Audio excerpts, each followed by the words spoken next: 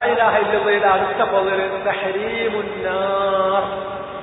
ലാ ഇലാഹ ഇല്ലല്ലാഹ് എന്നത് അതിന്റെ പൂർണ്ണതയിൽ പ്രത്യേകം ഇവിടെ മനസ്സിലാക്കണം. ഞാനാ പറയുന്നത് ഈമാനിനെ കുറിച്ച് നമ്മൾ പറഞ്ഞ ആ പൂർണ്ണതയിൽ ഒരാൾ ലാ ഇലാഹ ഇല്ലല്ലാഹ് എന്നത് സ്വീകരിച്ചാൽ നരകം അയാൾക്ക് നിഷിദ്ധമാണ്.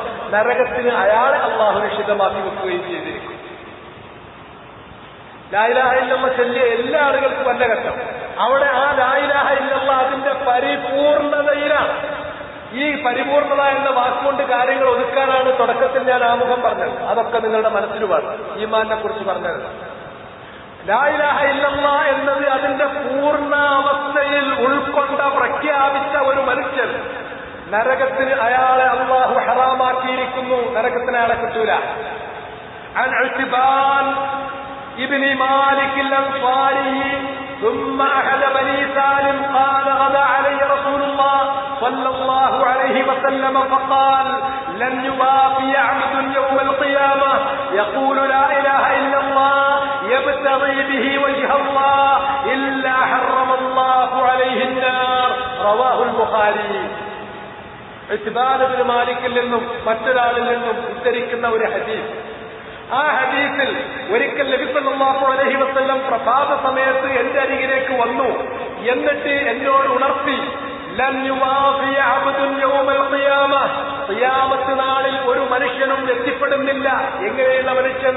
യഖൂലു ലാ ഇലാഹ ഇല്ലല്ലാഹ്, അയാൾ ലാ ഇലാഹ ഇല്ലല്ലാഹ് എന്ന ഈ കലിമത്തുൽ ഹഖ് വകലിമത്തു ഷഹാദ വകലിമത്തു തൗഹീദ് അതയാൾ പറയുന്നുണ്ട്. പറഞ്ഞാൽ മാത്രം പോരാ, യബ്തഗി ബിദാലിക വജ്ഹല്ലാഹ്, അതോടുകൂടി ഇഖ്ലാസ് വന്നു.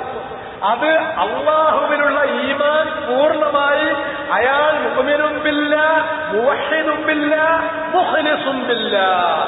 ഈമാനുണ്ട്, വഹീദാണ്, മുഖ്ലിസാണ്. ഇബാദത്തുല്ലാഹി വഹദ മുഖ്ലിസൻ ലഹുദ്ദീൻ.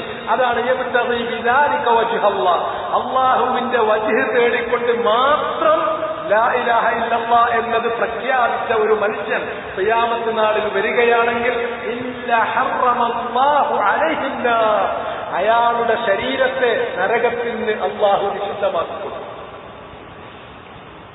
അപ്പൊ ലാ ഇലാഹ ഇല്ലല്ലാഹ് അതിന്റെ പൂർണ്ണതയിൽ ഉൾക്കൊണ്ട ഒരു മനുഷ്യന്റെ ശ്രേഷ്ഠത അതാണ്, ഏറ്റവും വലിയ ശ്രേഷ്ഠത. നരകത്തിന് അയാളെ തൊടാൻ കിട്ടൂല. ഇതാണ് നമ്മൾ ഉദ്ദേശിക്കേണ്ടത്. ലാ ഇലാഹ ഇല്ലല്ലാഹ് പഠിക്കുന്ന, ലാ ഇലാഹ ഇല്ലല്ലാഹ് ഉൾക്കൊള്ളാൻ ആഗ്രഹിക്കുന്ന ഒരു മനുഷ്യൻ നമുക്ക് ചിലപ്പോൾ ഒരു ചെറിയൊരു ഒരു തെറ്റായ ഒരു സങ്കല്പം നമുക്കുണ്ട്. കുറച്ചാലൊക്കെ നരകത്ത് കടന്നിട്ട് പിന്നെ അവസാനം സ്വർഗത്തിൽ പോയാൽ മതി. അത് ഒരിക്കലും നമ്മൾ ഉദ്ദേശിക്കാവുന്ന മനസ്സിൽ കടന്നു വരാവുന്ന ഒരു ചിന്തയല്ല. കുറച്ചു കാലം പോയിട്ട് നരകത്തിലെ ഒരു നിമിഷം പോലും സഹിക്കാൻ കഴിയില്ല. നരകത്തിൽ അഹ്വനു അദാബൻ, ഏറ്റവും ചെറിയ ശിക്ഷ അബൂ താലിബിന് നൽകപ്പെടും എന്ന് പറഞ്ഞിട്ടുള്ള ശിക്ഷയാണ്. അതിന്റെ തന്നെ അങ്ങനെ നരകത്തിൽ തീ കൊണ്ടുള്ള ഒരു ചെരുപ്പ് അദ്ദേഹത്തെ ധരിപ്പിക്കും. ആ ചെരുപ്പുമേൽ ചവിട്ടുന്നത് അദ്ദേഹത്തിന്റെ ദിമാഗ്, തലച്ചോറ് ഇങ്ങോട്ട് ഉരുകിയിട്ട് തിളച്ചു മറി. നിങ്ങളൊന്ന് സങ്കല്പിച്ച് നോക്കി, ആ നരകത്തിൽ എത്ര കാലം കിടക്കുന്ന നമ്മൾ കരുതുന്നത്, എന്നിട്ട് കയറിയാൽ മതി എന്ന് കരുതുന്നത്. അതുകൊണ്ട് ഒരു മുഅ്മിനായ മനുഷ്യന്റെ ആദ്യത്തെ ലക്ഷ്യം ഇതാണ്, നരകം തൊടാതെ ആണ് കഴിച്ചിലായി പാലം കടക്കും. നരകം തൊടാതെ, സുറാത്ത് പാലത്തിൽ നിന്ന് പിടിച്ചു വലിച്ച് താഴത്തേക്ക് ഇടാതെ ആ പാലം ആണ് കഴിച്ചിലായിക്കില്ല. നരകത്തിൽ കിടക്കേണ്ടി വരും. നരകം കാണാതെ പോകുക എന്നുള്ളത് ഏതായാലും കഴിയില്ല. അതപ്പ എല്ലാവർക്കും വെച്ചതാണ്. വയം മെങ്കുമില്ലാവാനും എല്ലാവരും കാണും. പക്ഷെ അതിലേക്ക് വീഴാതെ എല്ലാവരുടെ സ്വർഗത്തിലേക്ക് എത്തിക്കിട്ടണം. അതിന് വേണമെങ്കിൽ അതിന്റെ ഏറ്റവും ശരിയായ കുറുക്കുവഴികളില്ല ദീനിൽ.